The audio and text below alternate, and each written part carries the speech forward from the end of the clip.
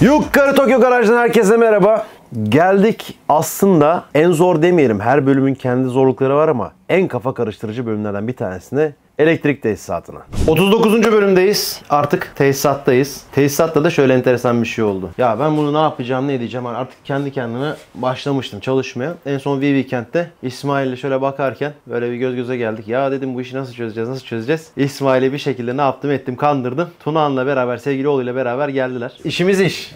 İşimiz iş ama senin alışık olduğun bir iş. Evet, bu şeylerde sorun yaşamıyoruz ya. Tesisat konusunda çok iş yaptık. Altından kalkarız ya. Kalkacağımız kesin, buraya kadar geldik. Kalkarız. İsmail, namı diğer Turbo İsmail. Zaten camiada bilmeyen yok ama bizim kanalla beraber daha böyle otomobil sektörüne yeni girmiş kardeşlerim için benim İsmail'in işlerini anlatmam için siz onu sadece Instagram'ına girip bir bakmanız lazım neler yaptığını. Yani artık zirve işleri zaten ya İsmail'e götürüyorlar ya da zaten Türkiye'de iki elin 10 parmağını geçmez bu kadar değerli ustalarımız. Bu arada İsmail benim eskide bir arkadaşım. Evet. Zaten sohbet esnasında her şeye değiniriz. Abi senleyiz. Bundan sonra keyfimize bakalım. Tamam. Şu resmiyeti de atıyorum bu dakikadan sonra. Tabii canım. Anlattığımı anlattım. Şimdi yapmamız gereken bir kere sağdan sola döndük. Bunları karar vermemiz lazım. Tam olarak ne yapacağımıza. Ondan sonra kesip biçeceğiz. Ben senden önce yaptığımı söyleyeyim. Evet. Ben tesisatı takla attırmıştım. Tamam. Sonra pişman oldum, geri çevirdim, bir de düzelttim. Yani şuradan Tamam. şuradan açtım. Öteki türlü dizmiştim. Tamam. Sonra da geri çevirdim. Yani şu anda arabanın üzerinde Japonya'da nasıl duruyorsa tesisat o şekilde duruyor. Anladım. Durduracağız daha doğrusu. Bize kalmış bir şey. Tersi çevirebiliriz bunu. Hiçbir sorun olacağını düşünmüyorum. Yani normal daha önce Supra'da çevirdik, bilmem ne çevirdik. Yani direkt tersi çevirebiliriz ama çevirmeden de kullanabiliyoruz. Tamam, bir bak ben... Biz şimdi şurada tesisatın şeklini ortaya koyalım. Tamam. Tam neyi nereden geçiyor, hepsi nasıl oluyor. Ona göre hareket edelim. Kullanacağımız arabadaki olan özellikleri de katalım. Zaten bunun her şeyi çalışacak diye biliyorum. Onun için Her şeyi çalıştıracağız. Yani çalıştırabildiğimiz her şeyi çalıştıracağız. Burada iptal edeceğimiz bir şey yok. Sadece bunu güzergahını, düzgünce yerlerini falan dizelim. Okey. Bu arada yorumlarınızı okudum. Güzel bir fikir vermişsiniz. O da şu. Ya şimdi demişsiniz ki videolarda bir ucu erkek bir ucu dişi uzatma kablolar yap. Orijinal tesisatı kesmeden böyle uzatırsın gibi bir fikir vermişsiniz. Fikir çok güzel bir fikir ama şunu atlamışsınız onu söylerken. Ben de düşündüm onu. Diyelim ki erkek soketi yaptık. Fakat şu tarzda bir soket mesela muhtemelen yoktur. Tamamen birebir hani, ya da bunu örnek gösteriyorum. Yok, bulamazsın. Yoktur çünkü bir sensörün abi. Ben hayat boyu devamlı böyle tesisat yaptım. Soket. Hayatım soket değişti. O soketin karşılığını bulamazsın. Yoktur. Çünkü bunu sensöre yapıyor, işte ne bileyim ben motora yapıyor vesaire. O sadece bunun üzerinde var. O yüzden o ihtimali kafadan çıkartmak zorundayız. Zor bir bölüm gerçekten. Bir de Turbo İsmail namı yürümüş bir usta. Ben bile biliyorum. Ama senin aracı ne kadar tanıyor? Yani hayatında hiç Skyline yapmış mı mesela?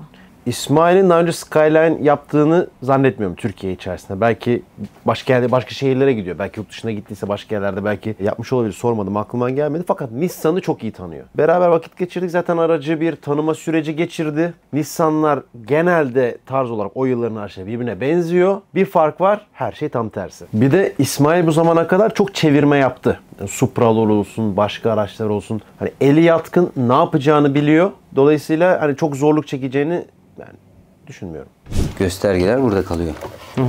İşte diğer arabalarda yaptığımız gibi ya bunu o şekilde yapacağız ya buradan gösterge kablolarını uzatıp o tarafa alacağız. O zaman... Sen bunu tekrar geriye dönme sebebin neydi? Neyi şey yapamadın? Şu yüzden ön tarafa giden tesisatın bağlantısının da yönü değişecek çünkü. Ve sigorta kutusu da yeri değişecek.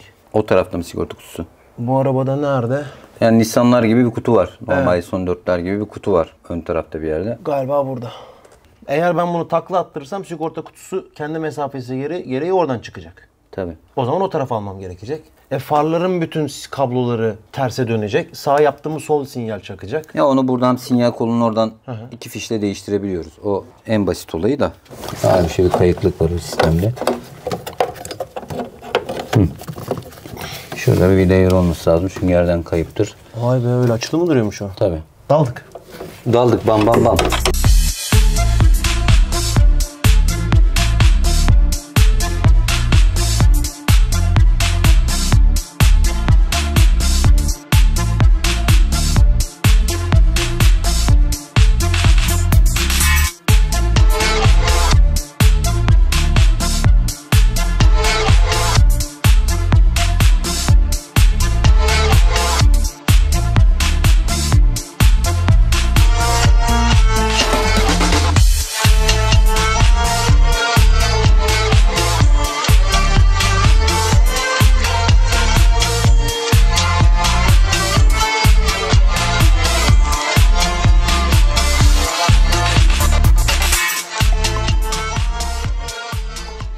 Bir getir bakayım kalorifer kazanını ne yapacak bize? Çünkü buraya sigorta kutusu taktığımız zaman evet aşağı yukarı duruş şeklini bir göz önünde bulundurayım. Görüyor musun? Engel oluyor. Daha buna soket girmedi. Borulardan birbirine kilitli soketleri var. Şimdi bu aşamaya geldiğimizde yaptığım bir hatayı fark ettim. O da kalorifer kazanını takacağız ya. İzolasyonu hesap etmedim. Sünger var orada kocaman. Evet. Şimdi izolasyon yapacağımızı tabii ki biliyordum. Ama onun kalınlığını hesap etmedim. Şimdi biz ilk kalorifer kazanını bundan yıllar evvel diyeyim. Çok oldu çünkü. Kazanın oraya yerleştirirken hop 0'a 0 her tarafını ayarladık. İşte çıkış hatları bilmem ne. Tak oturttuk, vidasını sıktık, orada bıraktık. İzolasyon geldi şimdi. Ya izolasyonun o kısmını alacağız ya da çözüm üreteceğiz. Bilmiyorum ne çözüm üreteceğimiz. Kaloriferi koymasan olmuyor mu? Onu ben de düşündüm. Yani kaloriferi koymasam anlamında değil de başka bir kalorifer sistemi, yani ne bileyim basit bir havalandırma motoru koysam nasıl olur düşünmedim değil. Ama kalorifer kazanı koymazsam olmaz çünkü muayene olsun. Muayeneyi de geç. İhtiyaç olsun. Şimdi kalorifere en çok nerede ihtiyacımız var ısınmanın dışında? Kışın var. Kışın evet var, ihtiyacımız var. Ama bir önemli noktada öncem buğu yaptığı zaman işin bitiyor. Ne yapıyorsun? Hop kaloriferi açıyorsun, buğu çözülüyor. Eğer arabanın içini ısıtamazsan o buğu kalacak, kullanamayacaksın. Dolayısıyla bundan zaten vazgeçemezsin. İlerledikçe göreceğiz ya, kazan çözmemiz lazım. Yani çok da farklı alternatiflere gidemeyiz. Sıkıntı onu biraz iyice ileri itmemiz. Şuradan bir de tesisat inmesi lazım. Şu tesisat buradan buraya inecek. O plastikte şu soketlerin birleşimi var. Şunlarla birlikte. Evet. Kalorifer kazanından vazgeçmeyeyim değil mi? Şey açısından söyleyeyim, yani daha başka bir uygulama sistemi geliyor mu aklına? Kalorifer kazanından yani vazgeçsek de takmamız gerekiyor. Şimdi tesisatın kötü olan tarafı bu, aslında sol tarafta olması gerektiği için burada normalde bu kadar fazla kablo olmuyor. O plastiği etrafındakileri falan arındıralım onlardan. Sadece sokete bağlayalım. Öyle olabiliyor. Bununki. Şu öne giden. İşte burada sinyal kolları falan da burada. Mesela şu OBD fişi. İşte şu fren müşürü mesela burada. Bu tarafa gidecek. Şu mesela göstergenin fişleri. Şuradan tesisatı açacağız. Açarım, oraya gider mi diyorsun? Oraya gidebildiği yere kadar gider. Gidemediği yerde uzatacağız. Yani topu 20-30 tane kablo vardır. Sıkıntı olmaz. Onu uzatabiliriz. Eski bozuk tesisatlarım var, onları çıkartırım. Aynen kabloları da çıkarırım içinden. Yani onu bir şekilde ayarlanır.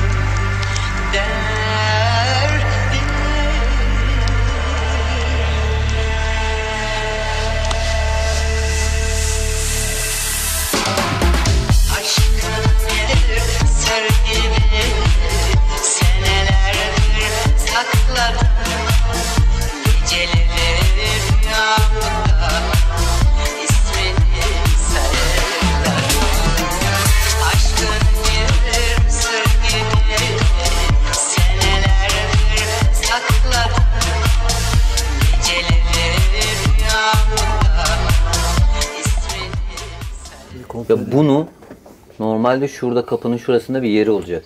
Şöyle bir yerde değil mi? Tabii. Şunlar delikleri falan olacak. Zaten cam kirkosunu tutan tek şey ne biliyor musun? Şu. Bir de şu ayak duruyor. Şurada şöyle bir ayak bağlı. Sabit düz. Tabii bu onun şeyini ayarlıyor. Burada sürgülü oluyor. Camı öne doğru yatırıyor, arkaya doğru yatırıyor gibi. Ayar gibi de o. Onları odaklı yapamazsan camın çapraz falan kalkma yapacak. Fotoğraflardan bakarız ya. Biz bunu tabii Yani son 4 var ya sende. Kapısını açacaksın. Duruş şekli neredeyse. Aşağı yukarı karton koyacağım böyle. Kartona göre buraya yapmak lazım. yapacağız.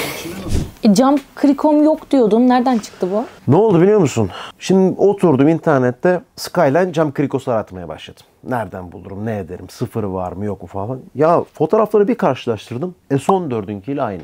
Yani aynı dönemin araçları, en azından fotoğrafı çok benziyor. Bende var 2 tane. Yarış aracım S14 benim aslında. Onun camları, krikoları olmasa da olur. Yani yarış arabası çok ihtiyacım olan bir şey değil. Solid, sabit cam yaparım. Polikarbon. Devam ederim. Şimdi böyle bir oturttuk. Bize olur gibi geldi. Zaten çok da alternatifimiz yok. Yani ya hakiki R34 şeyleri bulacağız. Cam krikoları bulacağız. Ya da S14. Ama galiba aynılar. Parça kodlarını karşılaştırmadım. Bunu bir karşılaştırayım, emin olacağım. Soketleri aynı mesela. Cuk oturdu. Tarzı da çok benziyor. Bence bunlar olacak. Hadi inşallah. Sen söyleyince tırstım. Arkada sadece şurada bir onluk vida yeri bulmam lazım. Bu tesisat. Şuraların bağlantılarını yapalım, kazanları takalım. Burada değişiklikleri yapalım. Sonra kalorifer sisteminin şeyini halledelim. Ne kadar ne ceyranı var onları görelim. Olur. Şu an yaşadığımız sıkıntı S14 kalorifer kazanlarını kullanıyoruz. Ama R34 klima kontrol ünitesi kullanacağız. Aralarında bağlantı kurmaya çalışıyoruz. İsmail de diyor ki onu toplamadan önce şu anda çözmemiz lazım diyor haklı olarak. Tamam ne yapalım? Öyleyse öyle. Öyle. 33 ile alakalı kazanımız yok değil mi? 33 kazanları soldan. Kazanlarım duruyor mu bilmiyorum. O da ters. Ters tabii. Sağ değil sağ. Evet. Onun için demiyorum. Motorları üstündeyse alırız. Motorlarını buna uyarlayalım. Adam motoru racon mu kesti? Bana mı öyle geldi biraz önce? Bana orada evet ya adam öyle bir söyledi ki dinliyorum ben de bir yandan böyle. Motoru böyle yapalım. Öyle yapalım. Şimdi normalde R33 kazanlarını da sordu bana. Skyline R33 kalorifer kazanları normalde sol taraftaydı ya. Benim işime yaramayacak ki ne yapabilirim diye. Bence onlardan ben arındım diye hatırlıyorum. Yani attım birine verdim bir şey yaptım. Yine depoyu kurcalayacağım. Motorları üstündeyse alırız. Motorlarını buna uyarlayalım. Ha. Fişleri tutuyorsa. Bir dakika ya. Onların motorlarını kullanalım. Güzel soru, duruyor mu? Niye dursun kullanmayacağım bir şey diye düşünüyorum ama bakayım abi. Bakayım. Eskaza öyle bir şey duruyorsa sökelim. Hem kazanla bir işimiz yok. Motor kısımlarını kullanırız. Kendi açısında çalışacağı pozisyonunu monte ederiz. O plastik zaten. İstediğimiz şey nasıl delersek öyle çalışacak yani, anladın mı? Bunu bu şekilde değil de şu şekilde de takabiliriz. O bizim elimizde bir şey. Anladım. Oh şöyle geldi. Geldi mi mal? Geldi mi? Dur ben oraya bir geleyim. Ay. Ay. Yeni geldi. Taze Japonya'dan. Bak, Taze. Duman üstünde. Japon getirdi hem de. Koliçi var. Bak burası direkt ne biliyor musun? Oradan bağlanıyor. Bu direkt sinyal kollarının altı. Ta buraya geliyor. Montak evet. Ta buraya geliyor. Anladın mı mevzuyu? Bu komple o tarafa gidecek. Evet. Çok kolay abi. Buradan keseriz uzatırız. Mantıklı.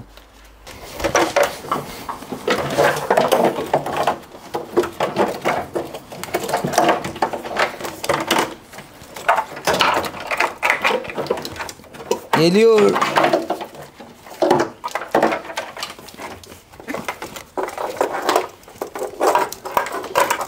Gidiyor. Gidiyor. Şöyle buraya monte. Bu sigorta kutusunun bir alt kapağı olacak. Nerede? Alt kapağı.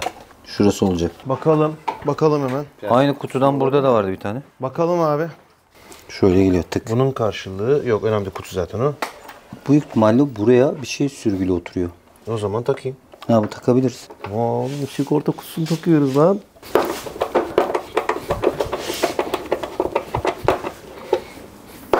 Yeri tamam mı? Sıkıyorum burayı. Evet yeri tam sık.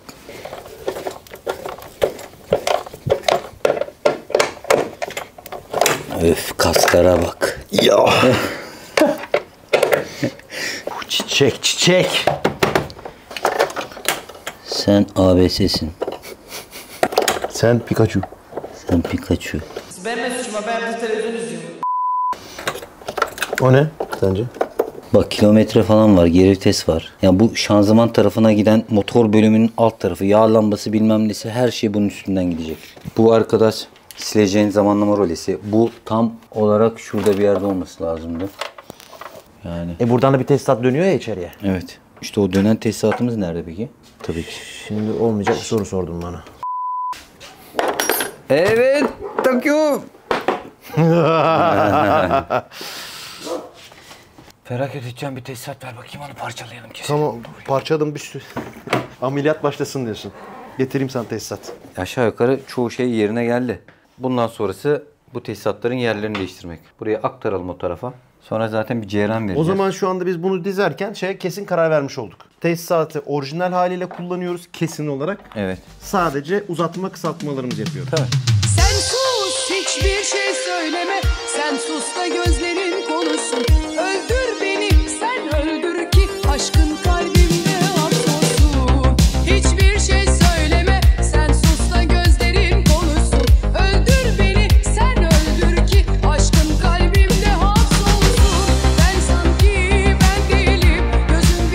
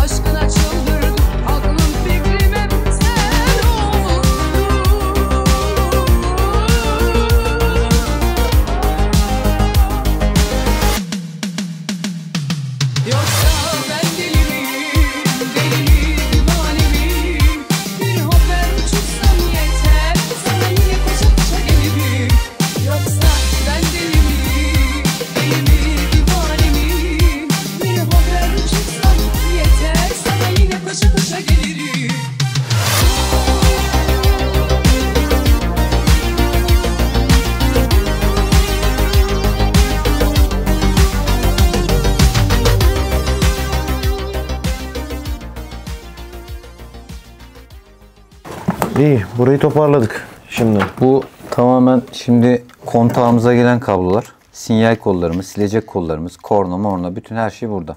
Bunu direksiyona gelen her şeyi aldık tabii buraya. direksiyona gelen her şeyi aldık oraya. Tabii bunu sarmayacağız şu an. Tamam. Bunun yanına alacağımız şeyler de var. Fren müşürünü buradan taşıyacağız oraya. Şu göstergenin kabloları. Göstergenin kablolarını buradan açacağız burayı. Zaten açtığımız zaman bu tesisatta bunun bu aradan vermem lazım. Göstergenin kabloları, fren müşürü. Buradan ne gidecekse artık baka baka hepsini o tarafa taşıyacağız. Okey. İyi, bugünlük bu kadar. Bir başka gün devam edeceğiz. İkinci günümüz. Erken davrandım. Kaldığımız yerden devam. Oğlum o ne bakış? Benden geliyor ayaklarımdan. O ne bakış oğlum? Eklemeye devam. Şimdi neye geçtin? Neyi uzatıyorsun? Gösterge. Şu an gösterge paneli. Evet, gösterge panelini bu taraftan o tarafa alacağız. Kollar gitmişti zaten. Kolları zaten geçen çekmiştik. Evet, göstergemiz aşağı yukarı şurada zaten. Abi öyle olmaz ama ya. Nasıl olur? Çok tozlu. Böyle mi koyalım? Yok, böyle tutar mıyız ya bunu? Önce yerlerini bulalım. Doğru. Döneceğiz mi 9000? Abi 9000'i kafasına vurduracağız orayı. Bence de. Abi 180 yapıyor mu bu? Şimdi soracaklar, böyle diyecek. Abi 180 yapıyor. Harbi Neyse 180. böyle daha zevkli oluyor. Ne oluyor biliyor musun? Buradan Kadran ters devirdik geliyor, deriz. Kadranı deviriyorsun, burada vuruyor terse. Bu döner mi buraya? Gelir mi buraya? Dönüyor, evet. Honda'larda yapıyorduk eskiden bir tek böyle. Onu... terse.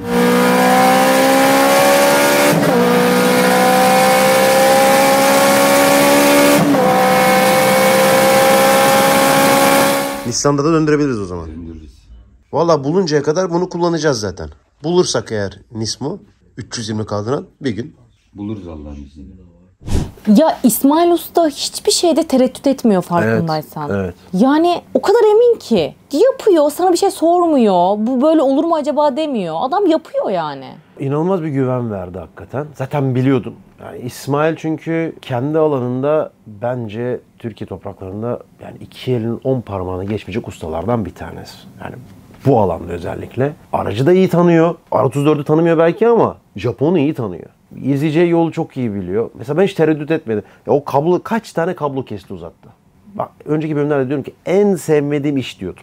Ama öyle bir güven verdi ki çok rahat ikna oldum. Süper ya. Peki her arabacının böyle en sevdiği vardır ya. Senin de GT-R mesela. İsmail Usta da Nissan ve BMW'lerle uğraştı. Evet, İsmail çok Usta- iyi biliyor onları. İsmail Usta'nın en sevdiği ne? Biraz sohbet ettik. Onunla ortak bir yanımız var. İkimizin de çok sevdiği araçlardan bir tanesi RX-7. Mazda RX-7 dediğin zaman zaten o benden daha deli seviyor. Hadi. RX-7'leri. Çünkü zaten efsane RX-7 yaptı o. Onların kasaları var. FC, eski kasaları FC, yeni kasaları FD. O da FD hastası. Bu arada ben de çok ciddi FD hastasıyım. O FC hastası, ben FD hastasıyım. Hayatımda ilk FC'ye 2001 yılında bindim abi. Hiç tanımıyorum. Ortamdayız. Bir şekilde birisinin garajına gittik. Açtı çocuk garajı falan filan. Gel seni gezdireyim dedi. Tabii turbo bilgim yok, bir şey bilgim yok falan filan. Gittik abi, gazladık geldik. Amerika'da oluyor bu. Öğrenciyim falan. Zaten İngilizcem de çok böyle başlarındayım. Yeni öğreniyorum. Öyle yapıyor. Vay diyor, 15 PSI gördük bugün falan diyor. Döndüm tamam diyorum. Oğlum biz 15 PSI gördük diyorum millete. Ama ne oldu hakkında hiçbir fikrim yok, tamam mı? Bütün bak turbo şeyini öğrenene kadar şunu düşündüm. Adam niye 15 PSI gördüğüne şaşırdı acaba? Yani arabanın bugün psikolojisi mi iyiydi acaba falan diyor. Yani ne demek istedi adam? Biz bugün 15 PSI gördük dedi herif böyle. Tabii geliyor. İnsana enteresan Evet, geliyor. Demek ki yarın 14 PSI görecek bu araba belki. Yani falan. Ama mantığı yok. Sebebini bilmiyorsun. Evet. İlk benim Aynen, RX-7 biz de tanışıklığım öyleydik. oldu. Valla FC ama güzel bir araba. FD tabii ki farklı bir şey ama FC de yakışıklı ya. Yakışıklı. Ben orada yurt dışında onun çok tatlı bir body kitleri var. Böyle çamurluklarına çok ufak oynuyorsun. İşte tamponun altlarına kenarlarını takıyorsun. Bitiyorum ona. Arabayı görselini fazla bozmayacak şeylere bayılıyorum. Sen de benim gibi Will Side'ı sevmiyorsun o zaman. Yok. Nefret yok. abi. Ben öyle büyük body kit hayatta sevmem. Yok abi. Arabanın RX-7 ile alakası kalmıyor. Yok. Yok abi. Arkadaşlar bu arada Kasım indirimimizin sonuna geliyoruz. Valla aldınız bakın. Çok arkasında durduğum bu son sweatshirtlerim herhalde şu anda alabileceğiniz en iyi rakamlarda. Artık ondan sonrası yılbaşından sonra açıklanacak enflasyon oranıyla değişebilir. Aldınız. Bu arada efsane mousepad'lerimiz var. Bu da geldi. Anahtarlıklarımız, bufflarımız. Ürünlerime bir göz atarsanız sevinirim. Aşağı dm46.com linkini bırakıyorum. mutlaka bir mağazamı ziyaret edin. Şimdi oraya taşıyacağım kablolara bakıyorum ki şu mesela fren müşürü bunu alacağım. Bununla birlikte alacağım. Buradan tık fren müşürüne gireceğim. Tamam. Bir de bu bununla birlikteydi. Göstergenin yanındaydı yani. Gösterge çerçevesinin orada bir düğme bir şey olacak. Ya kısıp açma ya far ayarı. Farlarımızı ayar motorumuz var Gösterge galiba. çerçevem burada. Hah, orada getir sana zahmet.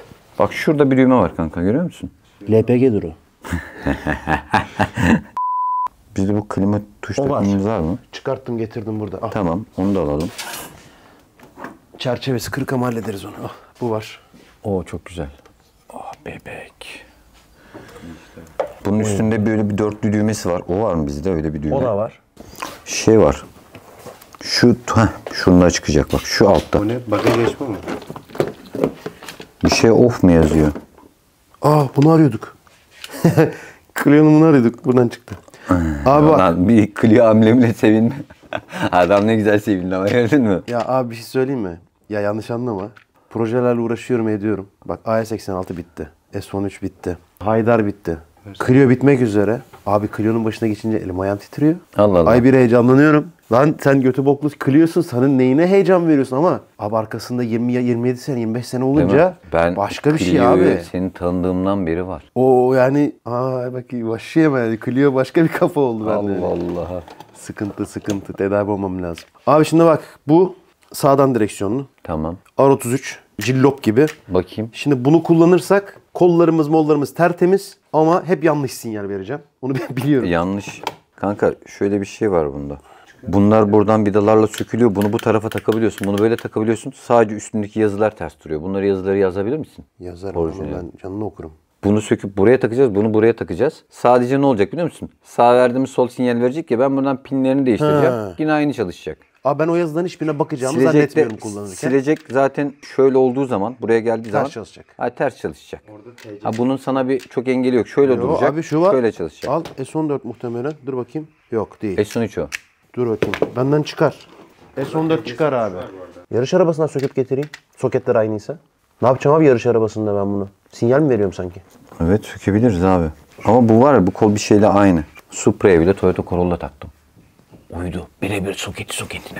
Sileceğimden farıma sinyalime kadar çalışıyor. Sabancı kasa değil mi? Ha, Sabancı kasa. Evet. Supra yapmışlar altyapısını galiba. Uzun zamandır değinmediğimiz bir torpido konusu vardı. Bu araçta giden her aşamada çok mutluydum biliyorsun. Yani çözüm bulduğumuz zaman mutluydum. Çok mutsuz zamanlar Ne geçirdim tabii ama canım, mutlu değildin o kadar. hiç memnun kalmadığım konu torpido oldu. Şu ana kadar yaptığımız hiçbir torpido işçiliğinden tatmin olamadım. Çok da üzerine düşmedik aslında. Fakat gönyesi kaçtı artık bir kere onun.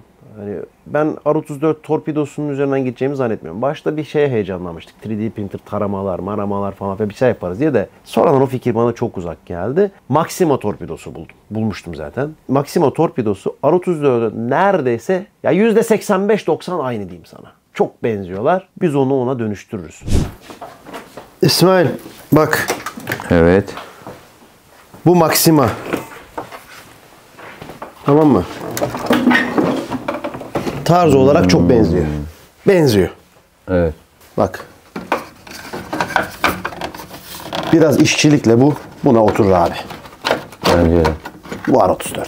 Bu buna biraz işçilikle oturur. Kestin, biçtin orasını burasını bilmem ne. Tabi havalandırma yeri farklı burada.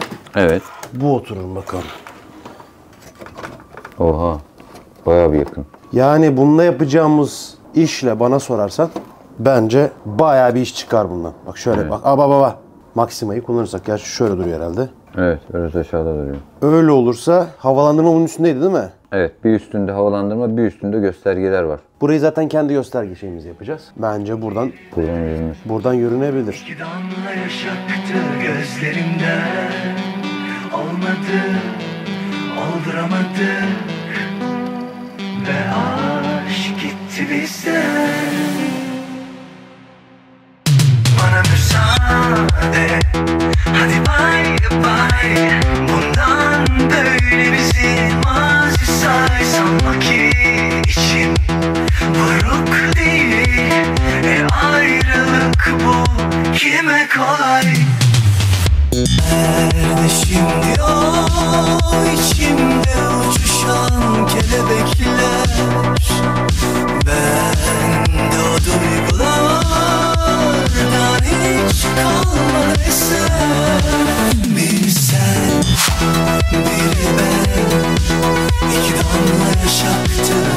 elimden.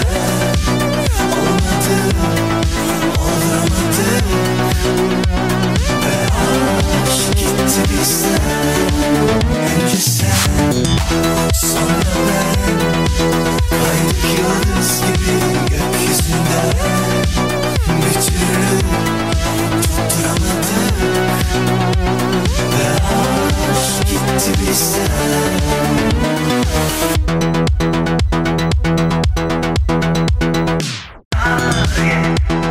Malum aşkı gurur feda ettik, düşüyor ki bu sonun ayrı dünyada. Evet abim şimdi.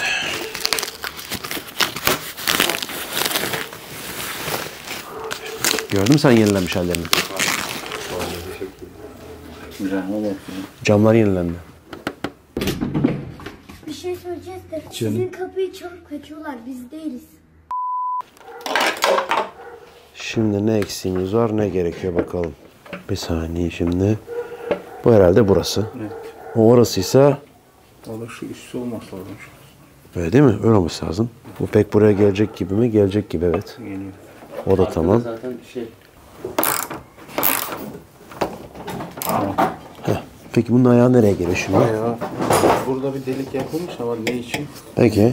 O kadar öne gelmesi için bunun bir adım ileri gelmesi gerekir. O zaman bu bir tık Evet, bir tık ileri gelecek. Bakarsan zaten evet, bu bir tık daha ileri gelecek. onu hemen çekeyim o zaman. Of. Arkadakileri gevşeteceğiz. Ama bir acayip durdu bu ya. Vallahi bir acayip durdu oğlum. Kesinlikle arabanın kaderini belirleyen şeylerden biridir. Abi hangi arabayı yaparsan yap, farı yenilendiği zaman araba bambaşka duruyor. Arabayı baştan boya, farlar eski olsun, göstermiyor kendini. Doktorun da aynı. İşte far camlarını aldım önce. Ön kaputu boyattım, far camlarını aldım, tamponu boyattım. Çok değiştiriyor abi. Kafadan yeni duruyor abi. Oğlum full. Oha, araba orijinalden Xenon he. Ha? Evet. Orijinalden Xenon. Geçen adamlar Çok yarım iyi. saat şey yapmış.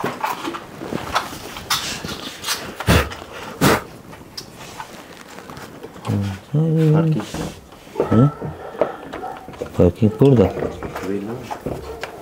Parking yok.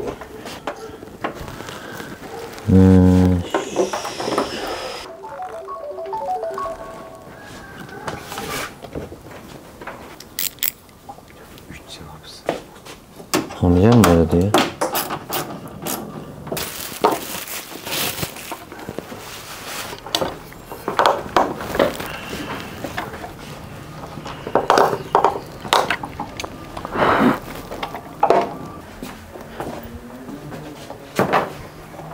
Ver bakayım artıyı.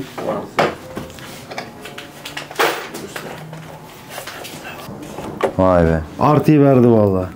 Al eksiği de ver. İçeriden bir düz kontak yapayım ha. Anahtarım Yap yok. abi ya. Akışeden emin olamadım, buradan emin olamadım. Tampon demirinde attığım vidalar var ya, temizdi onlar. Bak o arka tarafına bağlama. Tampon demiri altta sarılar. Ver abi, sıkıştırayım arkasına.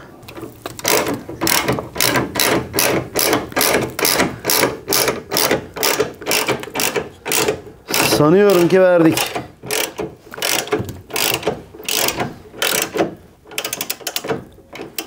Evet, Yapma be. sanıyorum ki verdik. Evet, geldik en heyecanlı aşamalardan bir tanesine. R34'e can suyunu veriyoruz diyebiliriz. Evet, ilk konuşması olacak bizle aslında. Evet, bize ilk sinyalini kırpsın artık. Ama önce bir kontrol edin. Eğer abone değilseniz lütfen kanalıma abone olun. Verdiniz mi? Oo, arabaya Geldi mi? ceyran gelmiş. Kontağa ceyran geldi. Açacağım düz kontağı. Hiçbir şey tık etmedi vallahi burada. Dur bakayım. Ben de buradan kontrol edeyim. Bak bak bak bak. Ah, geldi. Bas marşı. Arkada bir şey bak. Oo, dört çekerin şeyi devreye girdi. Vallahi mı? O direksiyon içi mi? Bakayım. Nereden geliyor ses? O arkadaki roleden devreye. Ver bir daha. Aa, ayıramam. Ayıramam şu an. Şimdi olmaz. Bak bak. Bak ne yazıyor. Göstergeye bak ne diyor. Oo, airbag. Airbag artı. Airbag'lerim çalışmıyor şu an. Airbag hata veriyor. Kapılar açık abi. Ki kapılar kapalı abi. Yalan söylüyor. Parkları yakayım mı? Far ayarı çalıştı. Hadi canım. Oranın fişi çıkık olabilir mi? Vallahi sen ona yandı lan. Sinyal ver abi. 138.000 kilometrede. Sinyaller tamponda nasıl veriyorum? Tampon nerede? Getirin takalım o zaman. Var burada sinyal içinde. Amerikan Onlar Park var içinde. park. Onlar park. Sinyaller tamponda ya GTR'da. Onlar parklarda yanıyor. Geliyorum bakacağım. Buraya yandı. Burada yanıyor. Orada yok. Yok mu? Yok orayı çekmedik daha. Dur böyle yanık kalsın. Bakayım bir de dijital klimaya bakayım ne yapıyor. Oh vallahi çalıştı. Hadi be. Işığı da yanıyor mu? Yanıyor tabii. Yanıyor. Ha? Yanıyor bak. Oo. 2 dakika olmuş ya. Bak saat 1-2 geçiyor. Bak klimaya bak. Klimanın ışığı da yanıyor. Bak biraz sıcağı alayım bari de hava soğuk. Arka restans. Ön cam kurutma. Çalışıyor be. Şimdi oraya doğru geliyorum. Bir sinyallerin çıkışlarına bakacağım hemen. Ne oldu ya? bir canlanma var, bir hareket var. Nutkumuz tutuldu. Sinyal burada.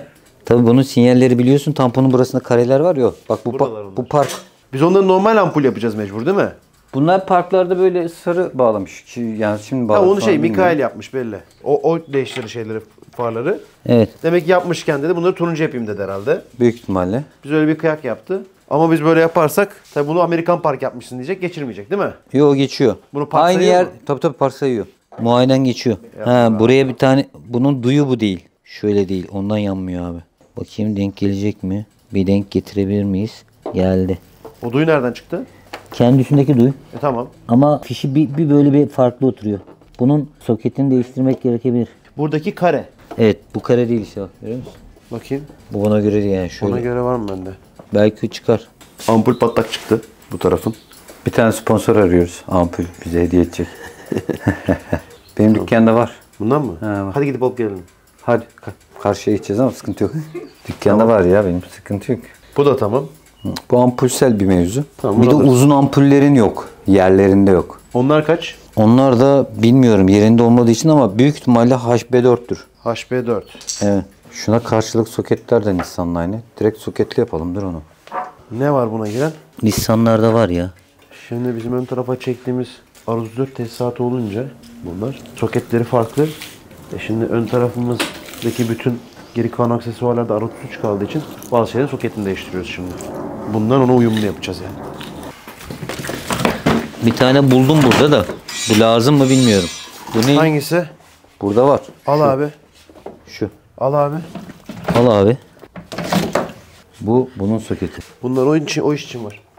Bak. Of be. Orijinal misin? Şimdi arkadaşlar mesajlarınızın hemen hemen hepsini okuyorum. Ufak bir küçük de olsa bir linçle karşılaştım. Hani bize geçiştirme videolar yapıyorsun, oyalama bölümü gibisinden. Şimdi benim size böyle bir video çekme olasılığım zaten yok. Yani benim kanalımın da tarzına uymaz, benim de hoşuma gitmez. Fakat her şey güllük gülistanlık ilerlemiyor. Mesela bu bölümde bile biraz sonra göreceksin. Bu elektrik tesisatının tamamlanması 2-3 hafta içerisinde bitiyor. Çünkü ustaların, sadece benim değil, ustaların, birlikte çalıştığım ustaların takvimleri uymayabiliyor, hasta olabiliyorlar, cenazeler olabiliyor, canları sıkkın olabiliyor vesaire. O yüzden her şey istediğimiz gibi gitmiyor. Mesela bir önceki bölümde ben aracı görücüye hazırlarken dünya kadar iş bitirdik. Arabanın bütün kilit mekanizmalarını taktık, depo sistemini ayarladık. Yani bayağı bir işle uğraştık aslında. Tamponu, mamponu falan o kadar problem çıkıyor ki. Ben öteki türlü bir ay beklemem lazım. Bir ay video atmazsam bu sefer neden atmadın olur. Zaten o yüzden bu kadar çok projeyle uğraşıyorum. Çünkü bir proje beklerken diğerlerinde yol kat edebiliyorum. Zaten fark ettiysen bak bütün araçlar aynı zamanda bitmeye başladı. Evet. A'yı bitirdik. S13 zaten bitmişti. Haydar'ı bitirdik.